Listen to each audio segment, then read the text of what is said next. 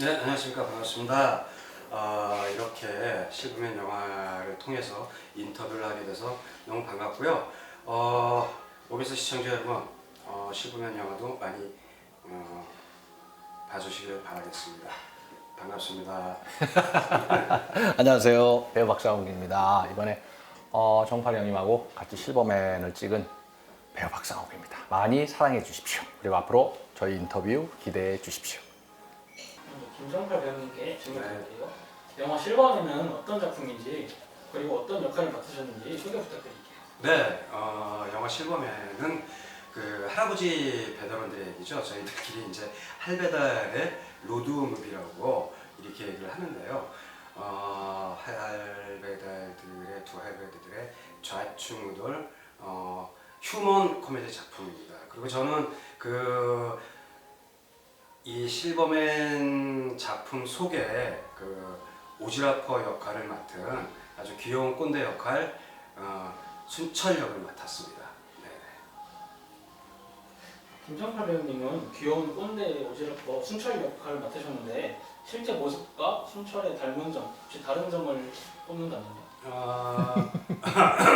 죄송합니다. 제가 지금 목이 많이 가라앉아가지고 순철 역하고 저하고 닮은 지점이 있다면 이 순철 역은 오지라퍼이긴 하지만 그 아주 귀엽고 그리고 순수한 오지라퍼입니다. 그러니까 아주 솔직하고, 그러니까 어떤 자기를 억지로 주장해서 나쁜 꼰대 오지라퍼가 아니라 그 솔직하고 순수한 꼰대 오지라퍼입니다. 아마 그런 측면에서 제가 귀엽다고는 잘은 모르겠지만 그 이제 역할 때문에 그렇게 느껴진 거고요. 저는 사실 귀여운 면보다는 그 약간 솔직한 면 쪽에 그런 점이 저하고 닮았다고 생각합니다. 그리고 이제 순철 역에서의 그 모습은 저하고 굳이 이제 다른 지점들이 있다면 제가 오지라퍼는 아니거든요. 예, 그래서 뭐 그런 오지라퍼 쪽의 역할 때문에 그 오지라퍼 중심의 그런 지점의 핵심을 많이 노력했던 것 같습니다. 예. 이제 또 아무래도 옆에 계신 박상욱 배우님께서 지켜보신 이제 정팔 배우님은 실제로 오지라퍼이신 것 같나요? 아닌 것 같나요? 어렵습니다. 농담이고요. 정팔이 형님께서는 어떻게 말씀을 드릴까요? 오지랖터, 그러니까 솔직히 말씀드리면 이렇게 뭐 잔소리 심하고 뭐 이러신 분이 아니세요. 그냥 그릇 자체가 크신 분입니다. 아이고. 그래서 그 큰 그릇 안에 모든 배우들, 스태프들을 다 담고 이렇게 여유롭게 다니시는 분이시지, 뭐 잔소리를 하신다든가, 뭐 사사건건 뭐 끼어들으셔가지고, 뭐 소위 말해서 꼰대, 뭐 요즘 뭐 이렇게 많이들 불리우시죠. 그러신 분이 아니십니다. 정말. 네. 아니 왜 그래? 역할 속에 내 역할 오지라퍼 역할 맡아요. 고치 말씀하시는 게. 네네네. 다음은 박상욱 배우님께 질문 네. 드릴게요. 미스터리 거퍼스 택배맨 택배 역할을 맡으셨는데 실제 모습과 택배의 닮은 점, 다른 점을 꼽는다면요?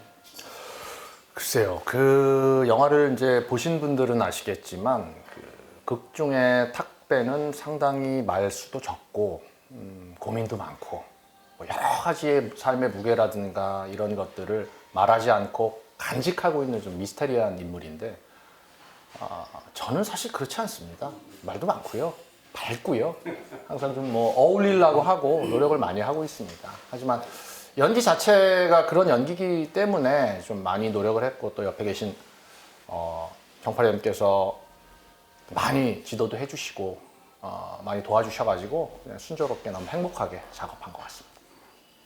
이제 또 아무래도 이제 네. 정팔 배우님이 보셨을 때 네. 박상욱 배우님은 실제로 어떤 성격인지도 들어봐야 하지 않을까? 네, 알겠습니다. 초부까지 제가 지도를 했다는데 좀 겸손한 말 같아요. 돈을 좀 이렇게 사실은 우리 박상욱 배우, 탑 역할의 박상욱 배우는 굉장히 한마디로 뭐 남자입니다. 뭐 이렇게 뒤를 숨기고 꼼수가 있고 그런 친구가 아니고 굉장히 솔직 담백한 배우고요. 같이 작업을 하면서도 내내 뭐 본인이 좀 아까 이제 말이 많다고 그랬는데 그렇지는 않고요. 분위기를 위해서 항상 노력하는, 전체 분위기를 위해서 즐겁고 행복하고 유쾌하게 그런 분위기를 만들기 위해서 굉장히 노력도 많이 했어요. 더불어서 저도 이 친구를 보면서 후배이자 동생이지만 제가 느끼는 지점이 아주 컸고 그러면서 같이 잘 우리 박상욱 배우 때문에 잘 어우러졌던 것 같아요. 감사합니다. 각자 두 분의 캐릭터를 연기하시면서 어떤 점에 가장 중점을 두셨나요? 예, 저는 그 순찰력 자료나 이런 거 이제 제가 이제 그 역할보다 더 나이가 많은 지점이기 때문에 뭐 분장으로 휴머리도 좀 강화시키고 그랬던 지점이 있는데 우선은 그 연배인 저희보다 연배인 역할의 사람들과 자료를 좀 찾아봤고요. 어떤 부분들이 아무래도 좀 여러 가지 이제 나이를 먹다 보면 퇴행성이라든가 소화 기능이라든가 여러 가지 좀 우울증이라든가 어떤 외로움이라든가 이런 걸 탈 텐데 심적인 것과 육체적인 것에 대해서 과연 정서적으로 어떤 걸 느꼈을지가 가장 중요하다는 생각이 들고요. 두 번째는 그 택배를 그 실버 택배라는 부분들이 있거든요. 그래서 실제로 제가 또 자료 조사를 했었고요. 온라인이든 오프라인이든 그런 노력을 했던 지점. 그리고 마지막으로 가장 큰 거는 역시나 이제 그 여기저기 참견하는 오지라퍼로서의 그 인물로서의 성격 구축을 위한 그런 노력들을 했던 것 같습니다. 네. 박상욱 배우는 어떤 점에 중점을 두셨나요? 영화를 보시면 사실은 이제 제 나이가 이제 완벽하게 밝혀지진 않지만 대충 짐작을 하실 겁니다. 근데 뭐 보여지는 거는 어떻게 보면은 뭐 60대 이상이다. 뭐 이렇게 추측들을 많이 하시는데 그렇진 않고요. 그리고 이 영화 자체가 사실은 무겁게 다가가면 좀 소재가 무거울 수 있다라고 생각을 했는데 파고 들어보면 사실은 약자들, 그러니까 그 사회 약자들과 약자들이 만나서 그 약자들 사이에서도 고민이 있을 것이고 갈등이 있을 것이고 여러 가지 문제가 이렇게 발생되고 에피소드가 생기고 또 그 약자들끼리 또 의기투합을 하고 또 뭐라 그래야 되죠? 그 뭉쳐서 또 거기서 나오는 또 케미와 또 이런 여러 가지들이 나오기 때문에 일단 저는 뭐 연대가 많은 탁배를 생각하지 않고요. 지금 현실 속에서 내가 정말 힘이 없고 돈이 없고 아무것도 없는 상태에서 일자리를 구한다? 그럼 어떻게 했을까를 먼저 접근했던 것 같습니다. 그래서 거기서 이제 순철을 만나고 이루어지는 그런 이야기죠. 그래서 거기다가 중점을 조금 더 둔 것 같습니다. 두 분 모두 실버맨에 함께 된 계기는 어떻게 됐을까요? 저는 이제 최은호 감독님하고의 관계가 그 전에 있었고요. 실제로 그 학교 영화과 선후배 관계였습니다. 그리고 많은 시간이 지나서 물론 이제 중간 중간에 만남도 있었지만 어느 날 갑자기 저한테 전화가 와서 지금 따끈따끈한 시나리오를 부를 때는 읽어봐 주십시오. 그래서 아주 아랫목에서 따끈하게 정말 읽었는데 작품 자체가 너무 따뜻하더라고요. 훈훈하고. 그래서 이런 작품을 최근에 또 만날 수 있을까? 앞으로도 만날 수 있을까? 보통 지금의 영화들과는 굉장히 다른 아주 착한 영화라고 할 수 있죠. 그 지점이 가장 땡겼고요. 두 번째는 주인공이에요. 누가 저를 주인공 시켜주겠습니까? 그래서 이걸 꼭 해야겠다. 이런 두 가지 지점이 가장 크게 다가와서 이렇게 출연을 결심한 계기가 됐습니다. 예. 시나리오를 보고 가장 먼저 든 생각은 어떤 건가요? 해야겠다. 다른 생각 없었습니다. 뭘 만들어내고 그러고 싶지 않고요. 이 작품은 정말 읽자마자 덮고 바로 하고 싶다. 이 생각이 가장 먼저 들었습니다. 조금 아까 요 전에 그런 지점들을 말씀을 드렸고요. 그래서 꼭 하고 싶다. 그래서 바로 제가 감독님한테 전화를 드렸던 기억이 있습니다. 예. 아무래도 이제 주인공이라는 부분이 이제 완전히 하셨는데 그 주인공을 맡게 되신 소감은 또 어떻게 되시는지 여쭤봐도 아마 요 전에 그 영국에서는 주인공을 몇 번 맡았는데 많이 하셨죠. 네. 그 매체는 사실 이 전에 그 신은식 감독님의 조류인간이라는 작품에서 주인공을 한 번 했었고요. 그리고 이게 두 번째 작품입니다. 너무너무 감사하고요. 아마 평생 잊지 못할 저한테 크나큰 선물이 아닐까. 그리고 아마 이것을 통해서 제 스스로 작지만 큰 영화라고 생각하고 글쎄요. 아무튼 저 스스로 아마 인생작이라고까지 할 수 있는 그런 부분이 저한테 다가왔죠. 예, 예. 다음은 박상욱 배우님은 어떻게 출연을 계시는지. 저도 뭐 선배님하고 마찬가지로 최은호 감독님하고는 요 전에 그 손이라는 또 단편 영화를 같이 찍었습니다. 근데 거기서 또 인연이 됐고 원래는 이 탁배 역할이 지금 제가 맡은 이런 역할이 아니라 정말로 연배가 훨씬 많으신 정말 예. 고령을 하고 예, 그런 역할이었는데 감독님께서 고민을 하시다가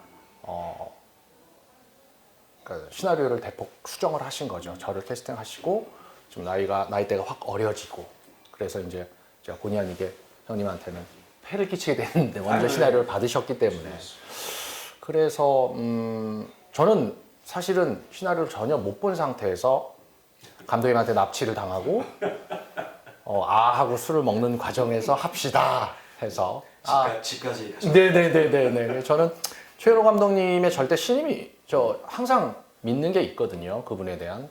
그래서 뭐 저는 무조건 하겠습니다 하고 시나리오 받았는데 솔직히 말씀드리면은 시나리오를 듣고 나서 정말 많은 생각을 했습니다. 그러니까 영화를 보시면 아시겠지만 여러 가지 생각이 드실 거예요.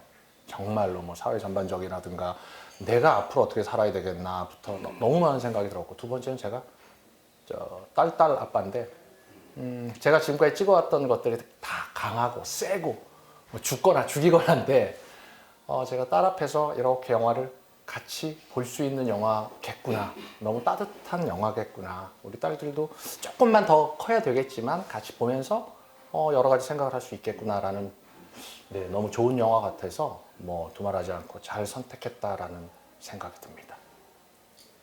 그렇다면 두 배우님의 첫 만남이 좀 궁금한데요. 원래부터 친분이 있으셨나요? 아니요, 전혀. 그러니까 서로 이제 매체로는 알고 있었죠. 네네네네. 우리 박상욱 배우님이 또 출연한 영화도 실제로 제가 봤었고, 근데 또 박상욱 배우도 제가 출연한 영화들을 쭉 보고 있어요. 그럼요. 서로 이제 그런 지점이 있었지만 처음 그래서 아마 최은호 감독님이 또 일면식을 하기 위해서 리딩 겸 맞습니다. 또 그런 자리를 마련했었는데 그때 처음 만나자마자 너무나 살갑게 먼저 우리 그 박상욱 배우가 다가와줘서 저도 아주 편하게 마음을 오픈했던 그런 기억이 나고요. 그래서 아마 촬영 내내 행복했습니다. 행복한 시간들을 그런 분위기를 가졌던 것 같아요. 예. 아니 정말 이게 저도 뭐 수많은 선배님들하고 작품을 해봤는데 이게 먼저 마음을 열지 않으시면 후배들이 다가가기가 힘듭니다. 근데 정팔이 형님 선배님께서는 이미 다 열어놓고 저를 맞이해 주셔서 제가 너무 쉽게 빨려 들어갈 수 있었고 이건 거짓말이 아니라 현장에서 너무 행복하게 힐링을 했습니다. 진짜로 너무 힐링이었고 촬영 자체가 그냥 뭐 촬영을 끝나고 자 이동할게요 할 때도 형님하고 손잡고 룰루랄라 이야 좋다 이러고 다녔어요. 정말로 영화를 보시면 그대로. 오해하지 마십시오, 진짜. 어쨌든 실제로. 네 너무 힐링이 됐던 작품이고 선배님한테 너무 감사드리고 아이고. 했던 저도 감사드려요. 네 부분이 너무 많습니다. 네. 진짜 손은 안 잡으셨다는 거죠? 말이 그 정도로 말이 그렇다는 거죠. 그 네, 정도로 네, 네. 가깝게 그렇게 예. 끝나는 날까지. 뭐 지금도 마찬가지지만 네. 그렇게 분위기 좋게 촬영 내내 즐거웠습니다. 두 분께서 그러면 현장에서 아무래도 이제 많이 친해지셨는데 그러면 어떤 얘기를 주로 하시는지 아니면 현장의 비하인드라든지 그런 게 좀 그 사실상 저희가 현장에서 부딪히고 이런 뭐 트러블이나 이런 것들이 전혀 없었기에 뭐 연기적으로나 디테일이나 소품이나 뭐 디렉팅에 대해서 야 우리 한번 얘기해볼까 한 적이 한 번도 없는 것 같아요. 항상 어제 얘기했던 대로 그대로 흘러가고 항상 행복하고 재밌고 현장이 재밌으면 영화도 잘 나오거든요. 사실 제 경험이나 뭐 이런 거 비추어 보면 그렇기 때문에 뭐 특별한 에피소드보다는 실버맨 김정팔 선배님 그럼 행복했다. 그냥 힐링이다. 또 하고 싶다. 저분하고 다시 한번 다른 걸로 만났으면 좋겠다. 라는 생각이 컸던 것 같아요. 저는. 뭐 둘의 에피소드는 그렇게 큰 지점은 없었고요. 물론 이제 뭐 촬영 끝나고 어느 날 술도 먹는 날도 있었고 그러면서 박맥주라고 그러죠. 아, 숙소 가서 안주 뭐 할까? 이게 이거 고민이었죠? 우리 아침에 먹으면서 근데 이제 또 그렇게 맥주를 먹으면서 저희가 뭐 다른 얘기를 하고 있는 게 아니라 사는 얘기도 중요하지만 주로 그래서 작품 얘기를 참 많이 그쵸? 했던 것 같아요. 그래서 이제 먹으면서 그럼 내일은 이렇게 한번 해보자. 이미 현장 가기 전에 그 전날에 저희들이 작품 얘기를 거듭하면서 이렇게 돼보고 저렇게 한번 해볼까? 그럼 이렇게는 좀 어때? 이런 디테일하고 구체화된 얘기들을 하고 현장 가서는 말이 필요 없게 그런 말대로 필요 없게 그대로 한번 진행을 해봤더니 말이 필요 없을 정도로 호흡이 잘 맞았고 그런 시간들을 그런 즐겁고 조금 아까 말씀하셨듯이 행복한 시간들을 지냈던 것 같아요. 예, 네네네. 이렇게 다시 작품 질문 네네. 드리겠습니다. 이 작품을 보시면서 이 주변에 어르신들이 어떤 조언을 좀 구하셨나요? 글쎄 저는 뭐 특별하게 조언을 구한 적은 없고요. 같이 이제 그 선배님들하고의 자리가 다 어르신 친구이기 때문에 그분들을 통해서 이렇게 느끼는 지점들이 있었던 것 같아요. 저보다 연배가 다 형님들이고 이런 분들이 이미 뭐 다 60이 넘으셨기 때문에 아마 그런 점을 그동안 평상시에 자세하게 또 같이 얘기를 하면서 그런 것들이 많이 이 작품을 하는데 도움이 됐던 것 같습니다. 저 같은 경우는. 네네네. 저는 뭐 사실은 크게 아까도 말씀드렸다시피 이렇게 나이가 많은 역할이 아니기 때문에 뭐 돈이 없고 힘이 없고 능력이 없기 때문에 나이를 약간 속였다? 요 정도. 뭐 그렇기 때문에 크게 고민한 건 없고요. 다만 어울리지 않는 순철과 탁배가 영화를 보시면 알겠지만 언밸런스하고 하나도 안 어울릴 것 같던 이 두 사람이 어떻게 나중에 이렇게 믹스가 되고 관객분들께서 보실 때 야, 저렇게 또 붙어가는구나. 저렇게 하니까 또 어울리는구나. 라는 생각이 들게끔 많이 생각을 했던 것 같아요. 나이 드신 분들의 노인 분들을 좀 만나봐서 그런데 사실은 그런 적은 없는데, 네, 그런 자료나 또 이제 그런 부분을 많이 찾아봤죠. 근데 그게 어떤 고독사에 대한 자료였거든요. 예. 그래서 이제 그걸 통해서 실제로 그런 사람들의 마음가짐 어땠을까라는 어떤 느낌들 그런 걸 좀 정서적으로 느껴보고 싶었던 지점도 있죠. 그래서 그런 지점들의 유튜브나 이런 거 보면 많이 나와 있거든요. 그래서 이제 그런 거를 좀 찾아봤더니 좀 싸하죠.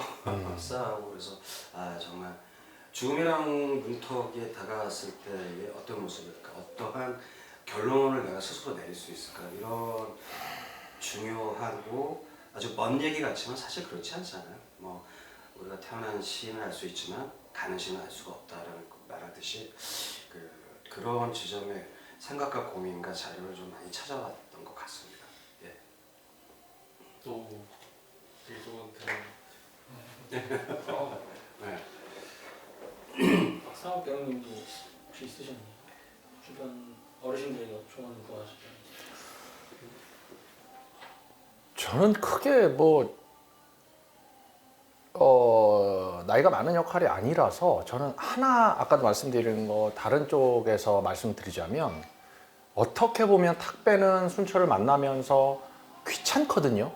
따라다니면서 자꾸 저를 귀찮게 하고 저는 빨리 이분하고 떨어지고 빨리 내 일을 하고 돈을 벌어야 되는데 귀찮게 하거든요. 그러면서 뛰어내려고 노력을 하다가 어느 순간 보니까 나중에 내 모습이 될 수도 있겠구나라고 느꼈을 것 같아요, 사실은. 왜냐하면 내가 그대로 이 탁배가 그대로 나이를 먹으면 이 모습이 나올 수도 있겠구나라는 모습에서 동질감을 얻지 않았을까 싶어서 저는 저희 아버님한테 많이 좀 팁을 좀 얻고 했는데 그런 어르신들이 하는 행동, 어르신들이 하는 습관 이런 것들을 많이 유심히 보면서 형님, 아버지, 아빠 보듯이 이렇게 연기를 했던 것 같아요. 그래서 또 그 마음이 좀 나오니까 뭐 그렇게 분석을 한 것 같습니다. 저는. 다음 질문 드릴게요. 네. 아까도 말씀하셨듯이 고독사, 빈곤등 이런 사회적 이슈가 좀 있는데 노년층 문제들을 좀 이번 작품을 통하여 어떤 점들을 좀 깨달으셨나요? 네. 저도 이제 나이가 컨디션이 이제 저도 환갑의 나이를 맞이하겠는데 늘 생각을 하죠. 그 어떤 정치적인 측면, 사회적인 측면 여러 가지 생각을 좀 하고 있고 저 개인적으로도 노후를 준비해야겠다는 생각을 하지만 이게 한 사회에 있어서 또 대한민국이라는 이 나라에서 혼자 해결한다고 될 문제는 아닌 것 같고요. 이 작품을 통해서도 자료나 이런 걸 찾으면서 느끼는 시점도 있었지만 저 개인적인 생각으로는 글쎄 어떤 이게 좀 글쎄 이게 또 정치적인 발언이 될 수 있겠지만 꼭 그거는 그만은 아니지만 어쨌든 나라에서 해줄 수 있는 관심과 노력이 가장 필요하다고 생각이 들어요. 뭐 예를 들어 뭐 퇴직 후에 연금에 대한 제도라든가 아니면 노인에 대한 그 복지설 문제, 문화적인 시설 그리고 어떤 노인들의 장기 요양 보험이라든가 이런 여러 가지에 대한 관심도가 높았으면 좋겠다. 왜 고령화에서 점점 더 초고령화 시대로 접어가는 그렇죠. 사회이고 거기서 오는 지점들 출산율이 굉장히 세계에서 제일 낮잖아요. 그럼에도 불구하고 또 자살률은 또 세계 1위입니다. 그러니까 모든 안 좋은 일을 갖고 있으면서 저도 그런 생각을 해봐요. 과연 나이가 먹어서 나중에 죽음을 앞두고 이렇게 나이가 되면 과연 어떠한 것들이 필요할까라는 생각을 하지만 지금 말씀드린 이런 것들은 어떤 개인적인 노력이 중요한 게 아니라 정말 사회 전반적으로 정치적으로 나라에서 관심을 대단히 가져야 갈 수 있는 거 아닐까. 좀 길어지지만 제가 가끔 저희 작품 때문에 이 작품 때문에라도 제가 그 파고다 공원을 간 적이 있어요. 그럼 거기 이제 노인들이 길게 줄을 서서 점심도 그 자원봉사팀에서 주시는 점심도 먹게 되고 또 그걸 보면서 많은 분들이 가서 장기 바둑도 두는데 그 분들을 이렇게 보면서 참 외롭다는 생각을 많이 갖고 있거든요. 늘 그런 분들이 거기 나오는 게 아니라 좀 더 일자리 창출을 해서 그들도 같은 어떤 젊은 층과의 대등한 일들을 할 수 있는 사람이구나. 나도 인간으로서 존중받을 만하고 존경받을 만한 사람들이다라는 거를 좀 나라에서 이렇게 좀 많은 관심과 노력을 기울였으면 좋겠다는 생각을 갖게 되었습니다. 예. 네. 박상욱 배우님 혹시 깨달은 점 있으신가요? 이하 동문입니다. 촬영을 하시면서 가장 기억에 남는 순간이 있으실까요? 저는 이제 영화 속 장면에서 그 두 가지인데요. 그 하나는 제가 서로 이제 사랑을 주고받는 젊은이들한테 마음의 케이크를 전달하는 장면이 있습니다. 그 장면에서 제가 여러분들을 위해서 사실은 그런 준비가 안 되었는데 영화 속에서 그런 대사를 하죠. 제가 여러분들을 위해서 늦어서 죄송하고 망쳐서 죄송하다. 그래서 노래를 한곡 불러드립니다. 그래서 노래를 하면서 그 죽은 와이프 생각을 하면서 노래를 부르면서 그 우는 장면이 있습니다. 전 개인적으로 이제 그게 가장 기억에 남고요. 그 또 하나는 이건 제가 개인적으로 촬영을 직접 순철이가 한 게 아니고요. 그런 대사를 하죠. 우리 저기 탁배한테 그 속에 담아둘 거면은 꺼내지도 말고. 꺼내지도 네. 말고 차고 넘쳐 흘릴 것 같으면 다 털어놔라. 그런 대사가 저한테는 가장 와닿는 지점이고 예, 그것이 아직도 기억에 남습니다. 지금 말씀하신 그 대사 한 말씀에 제가 순철을 다시 보게 되고 제 모습이 투영되게 보이면서 마음의 문을 여는 하나의 계기, 하나의 시퀀스 뭐 이렇게 생각이 들어요. 저도 그 장면이 처음으로 이제 둘이서 처음은 아니죠. 그 장례식장도 있었지만 어쨌든 개인적으로 처음으로 이렇게 독대를 하면서 속에 있는 말을 할까 말까 고민하는데 이제 순철이 툭 하고 던지는 그 대사 한마디가 되게 묵직하게 다가왔습니다. 다가오실 거고요. 영화를 보시면. 혹시 기억에 남는 대사도 있으실까요? 조금 아까 한 그 대사. 고독에 대한 영화이자 도전에 대한 영화이기도 한데요. 최근 고독을 느낀 순간은 언제이실까요? 고독이요? 고독. 그래서 저는 가끔 그런 생각을 해보지만 이렇게 혼자 이렇게 이런 말씀 가끔 제가 혼술을 가끔 하는데 솔직히 말씀드리면 이제 괜찮나요? 이런 얘기 해도 네. 그러니까 이제 그거 하는 이유는 이제 아무래도 이제 외롭거나 뭐 이런 부분들이 혼자 있었을 때를 마치 그게 즐기는 시간 같지만 그렇지 않거든요. 그렇죠. 외롭죠. 예, 외로움을 달리기 위한 순간순간이 있지만 그때 참 그런 생각을 해봅니다. 참 외롭고 이런 걸 떠나서 참 고독하구나 인생이라는 거. 그러면서 그거를 또 해소할 수 있는 방법은 꼭 술이 아니라 저는 가끔 그래서 여행도 가고 그럽니다. 자연을 섬기면서 섬기는 건 아니지만 자연을 보면서 같이 공감할 수 있는 시간, 나를 새롭게 자연을 통해서 느끼는 시간, 뭐 그런 걸 통해서 그런 힐링되는 시간을 좀 갖는 시간도 갖고 있어요. 예. 고독이요. 부부싸움을 했는데 아이들이 방을 다 차지하고 제가 갈 데가 없을 때 아직까지는 잘 모르겠습니다. 어쨌든 고독을 느끼기 전에 좀 더 열심히 살고 더 열심히 일하고 싶고요. 그러니까 뭐 앞으로 고독이 찾아오면은 제가 형님께 전화를 드리겠습니다. 왜? 피해가는 방법을 예, 알려주시면 고맙겠습니다. 또한 요즘 도전하고 싶은 게 있으신가요? 도전이요? 도전? 글쎄요. 저는 이제 개인적으로 글쎄 도전이라기보다는 극단을 하나 운영하고 있습니다. 그래서 이제 대학로에서 이제 11월에 공연을 정기 공연을 앞두고 있지만 늘 하는 얘기지만 도전 글쎄요. 작품 자체가 제작을 하고 기획을 하고 이런 자체가 저 도전이라고 생각을 합니다. 그래서 매번 그런 도전과 어떻게 보면 또 모험이기도 하죠. 그래서 이제 그거를 매번 준비할 때마다의 지점이 있다면 그래서 도전과 모험이라고 생각을 하고 싶습니다. 저는 모든 이 세상 아빠들의 꿈이겠지만 두 딸을 잘 키우는 게 요즘 최고의 도전 목표입니다. 근데 육아가 쉽지가 않아서 제 마음대로 되는 게 없잖아요, 사실. 네, 그래서 어쨌든 멋진 아빠, 자랑스러운 아빠로 남고 싶고 항상 최선을 다하고 싶은 게 뭐 요즘 하나의 도전?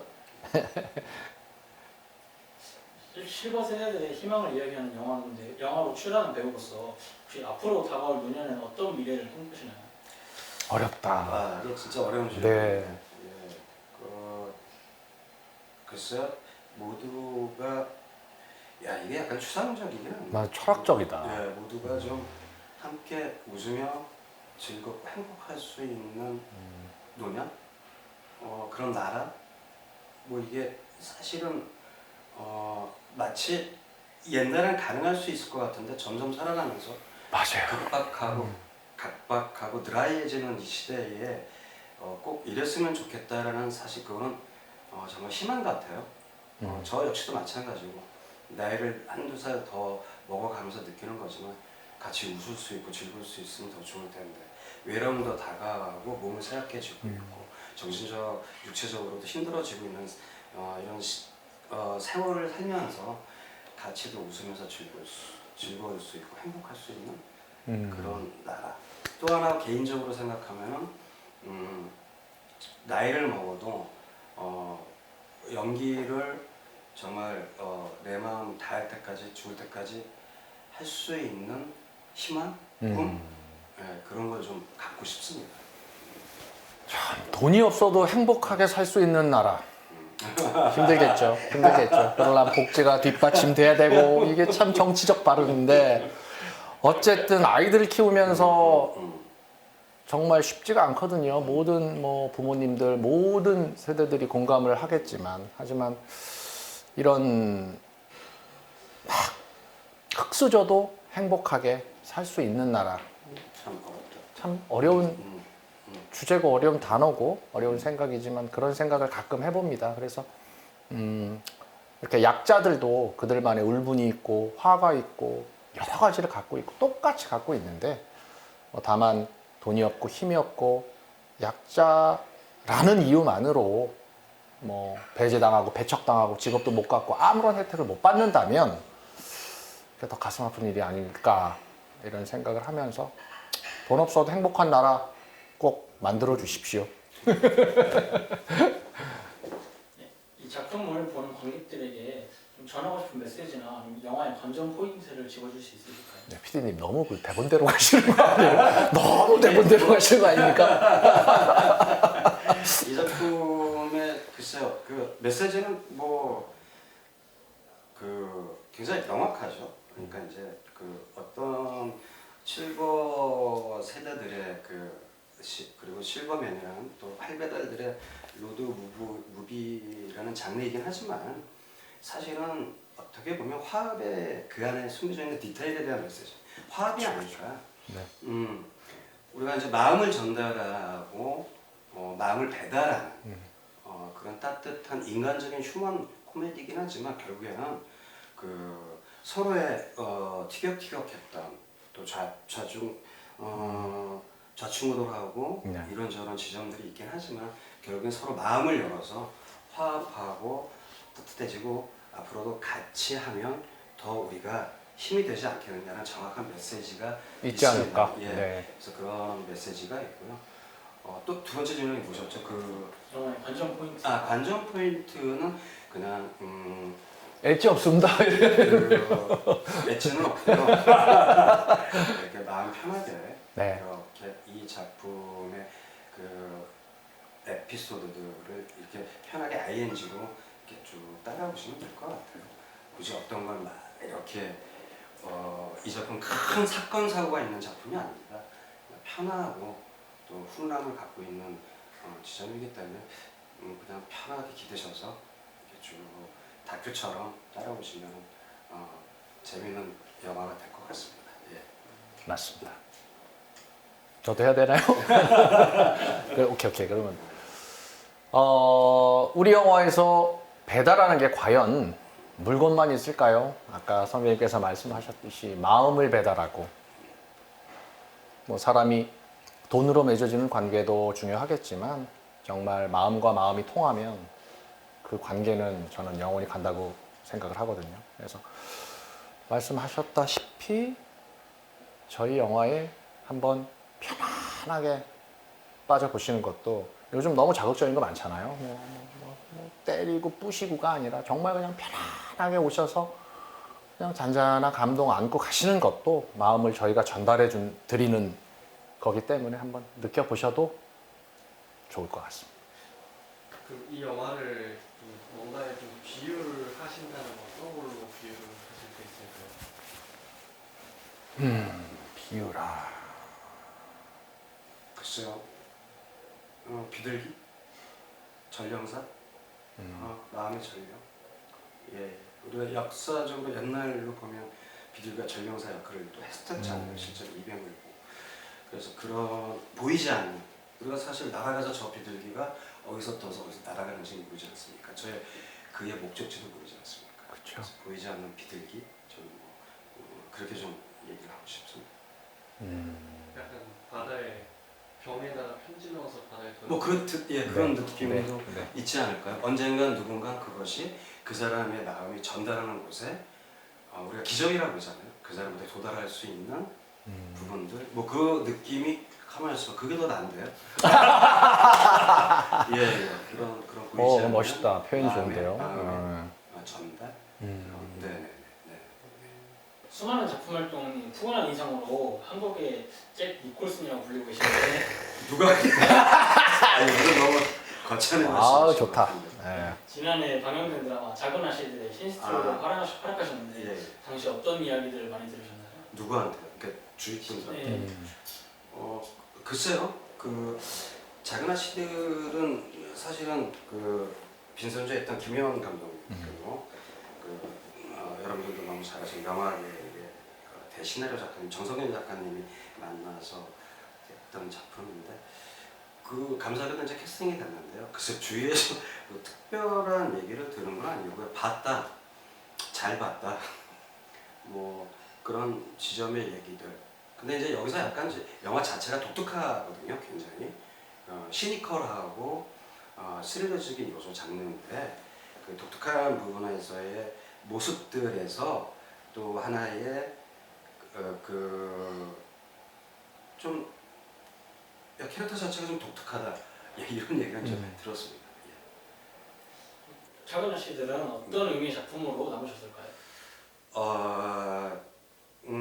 저한테는 매년마다 이제 연극과 매체를 하고 있지만 작은 아씨들 드라마 작은 아씨들은 굉장히 상상력을 자극하는 그런 드라마였어요. 그리고 장르가 또 스릴러 장르였고 영화로 얘기하면 그 옛날에 미국 영화 중에 유저어 서스펙트라는 영화가 있는데 굉장히 훌륭한 작품이었잖아요. 그런 작품 이상을 능가하는 굉장히 좋은 작가님의 또 좋은 연출, 그리고 좋은 배우들과 함께했던 드라마였고요. 그래서 저한테는 정말 궁금했고 시나리오, 그러니까 그 드라마 대본으로 읽었을 때에 어떻게 이런 작품을 구상해서 쓸 수 있을까 할 정도로 저한테는 굉장히 충격으로 다가왔던 작품 중에 하나였어요. 그래서 이런 장르의 작품이 앞으로도 좀 많이 활발하게 나와서 전 세계인들한테 각광받는 그런 한국 드라마가 다시 한번 나왔으면 좋겠다. 이런 생각을 갖게 되는 큰 의미의 다가오는 그런 작품이었습니다. 벌써 35년여 잘하는 연기 인생을 달려고 했잖아요. 배우 김정팔님의 연기 철학은 무엇인지 말씀해 주시죠. 오래됐나요?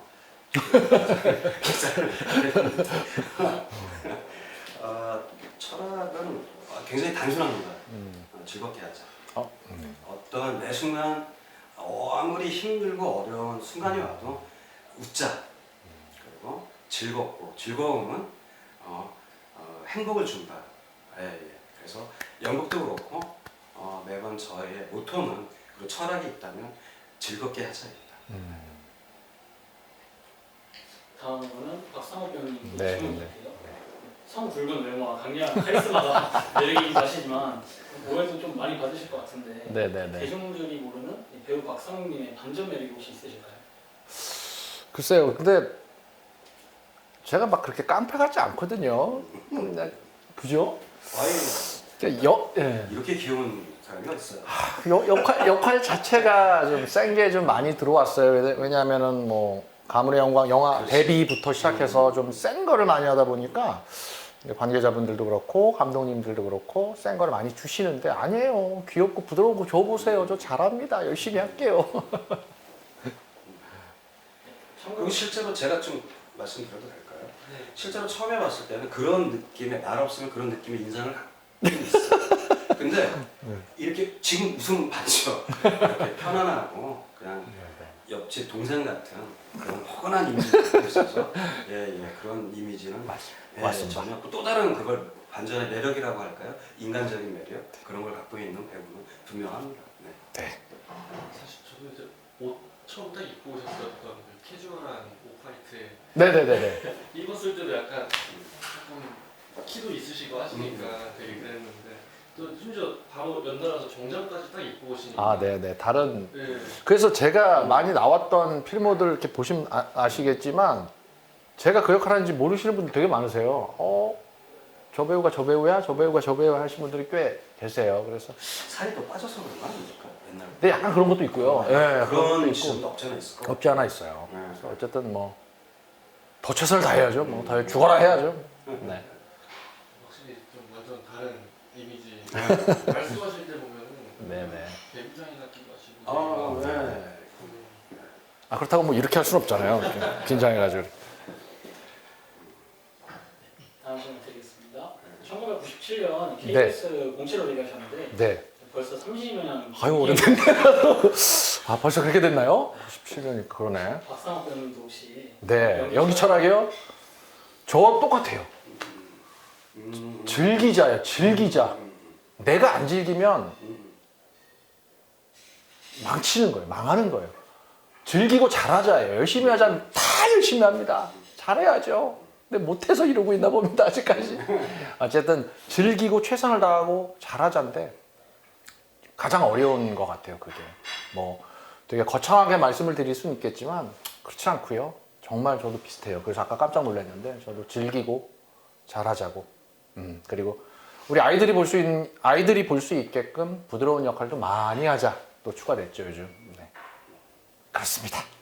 짧지만 어떻게 굵은 시간이었던 것 같고요. 그 시청자 여러분들은 이렇게 말씀드리고 싶은 거는 이 실버맨이라는 영화의 장르가 휴먼 코미디이긴 하지만 굉장히 착한 영화라고 제가 초반에도 말씀을 드렸잖아요. 이런 영화들이 좀 앞으로도 많이 나왔으면 좋겠습니다. 요즘에 특히나 아까 이제 박상호 배우님께서 말씀하셨지만 너무 자극적이고 굉장히 영화가 좀 파격적이고 충격적인 것들이 예를 들어 얘기하면 이제 조커나 또 이런 작품들 굉장히 악의 축을 위한 영화들이 오히려 더 흥행을 할 때가 많습니다. 그러고 보면 참 전 세계가 다채롭긴 하지만 굉장히 좀 아슬아슬한 지금의 위기의 시대이기도 하잖아요. 자연도 그렇고. 그래서 좀 그런 영화보다는 지금 가족이 볼 수 있는 영화들이 없습니다. 그래서 가족과 함께 뭔가 좀 힐링되고 정신적으로 건강한 그런 영화들이 많이 나왔으면 좋겠고요. 또 개인적으로는 또 박상호 배우와 저도 그렇지만 이런 영화가 많이 나오기 희망도 하지만 또 개인적으로 그런 영화에 많이 좀 출연도 하고 싶어요. 캐스팅이 좀 되고 싶고요. 그리고 어쨌든 여러분들 또 시간 되시면 꼭 6월 14일 개봉하니까 여러분들 시간 되시면 정말 힐링되고 건강한 영화니까 가족들하고 가서 함께 즐길 수 있는 영화입니다. 시간 되시면 꼭 찾아서 여러분들 흥행의 가도를 함께 달려주시면 감사하겠습니다. 네, 고맙습니다. 네. 누구나 가지고 있는